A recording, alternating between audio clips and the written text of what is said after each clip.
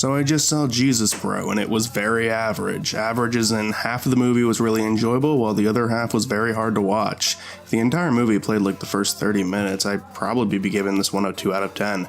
However, if the entire movie played out like the later bits in the movie, I could probably go as far as giving it a 7 or even 8 out of 10. The film's biggest problems is there's two types of jokes that are told throughout the entire movie. One of them is funnier than the other, but the other is the one that gets the most focus. There are commentary jokes and self-aware jokes. The self-aware jokes are fucking great.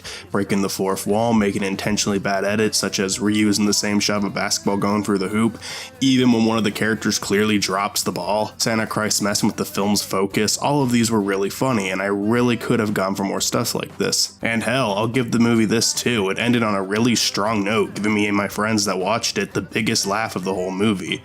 There was actually a lot of stuff I really enjoyed about it. But unfortunately, the majority of the jokes come from commentary. I'll give it props for not being biased, showing how both Christians and atheists can take things too far, and I do think the overall message of the movie is a good one, and even a good one for adults, especially ones who spend way too much time on the internet. But it's the presentation of the jokes that's the problem. This film knows no subtlety whatsoever, and not one of these jokes made me laugh. Not one. It's just people overreacting on the internet presented by people who can't act. You are a spineless, sniveling beta cuck, and I can't believe that someone hasn't taken you out yet.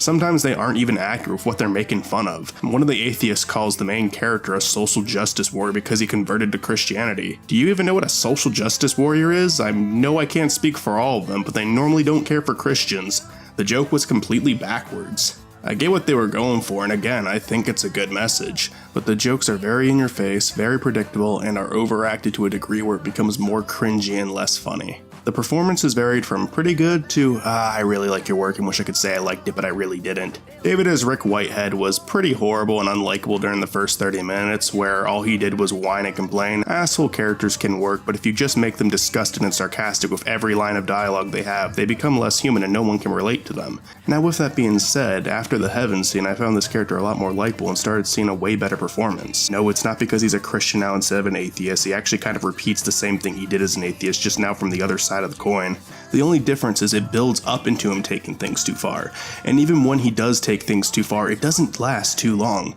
We see him acting like a douchebag for the first 30 minutes at the beginning of the movie, and it got tiring really fast, but I truly believe throughout the rest of the movie he was a fun character to follow around, and I really think he did a decent job. Fard Muhammad did a nice job as Carlos. Not the most engaging character, but still very likable. Just his laugh alone was contagious. Aside from the great score and decent cinematography, I would say he was the one good thing about the first 30 minutes.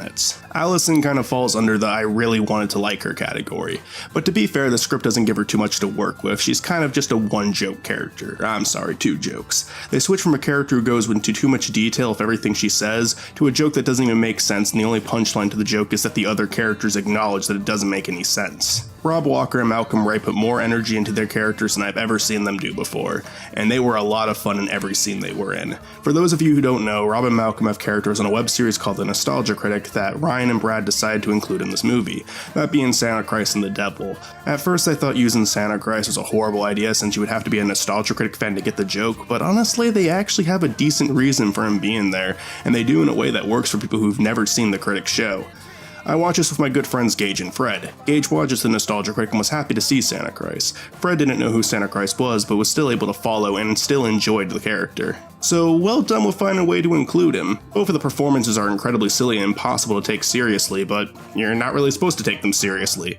They have a lot of energy in their scenes and they were a lot of fun to watch. I really like Doug Walker. Honestly, he's one of my favorite people on the internet in general, but I did not find him funny in this movie. His acting was about as the same it was in the Nostalgia Critic, and honestly it works fine for a small web series, but this was a movie. We should be trying to tone it down a bit in scenes like this. Make it hurt so bad he'll question how his God ever let it happen. Hey, church boy. How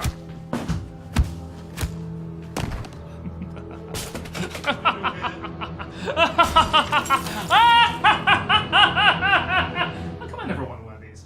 Finally, Brad Jones as Rick's brother was the best part of the entire movie. He only appears in 2 scenes, and the first one is without a doubt the best scene in the entire film. He's got the right amount of crazy in him to where he's very entertaining to watch and doesn't come off as a tryhard.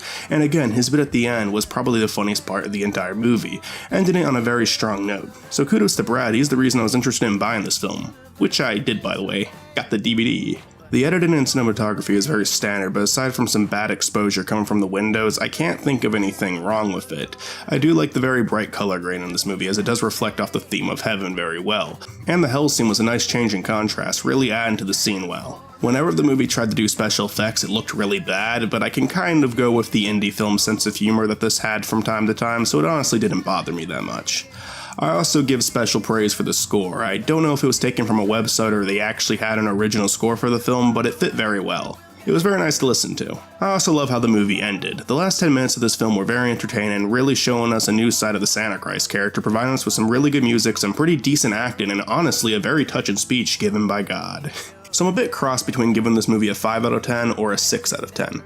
A 5 out of 10 would be saying the movie is very average. It wasn't even close to being great, but there was some real worthwhile stuff in there, for those who are patient. Given a 6 out of 10 would be saying it's above average. Again, far from great, but still very enjoyable, which in some cases it still was. And just so we're clear, anything from a 6 to 10 out of 10 is not a bad score.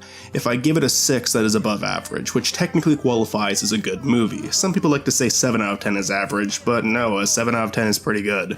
I'm having a hard time making up my mind, so I'm just gonna meet halfway and give it a 5.5 out of 10. I'd still recommend it for what they did right, just be aware that the film does drastically improve as it goes on. I kinda wanna go easy on this movie because I know they're trying to build an audience for it and trying to sell DVDs, but if I weren't honest and their next movie is a lot better, my opinion on that one wouldn't mean as much, now would it? Its main problems come from some really lame running jokes and some really in-your-face jokes about people on the internet, and it's all been done to death.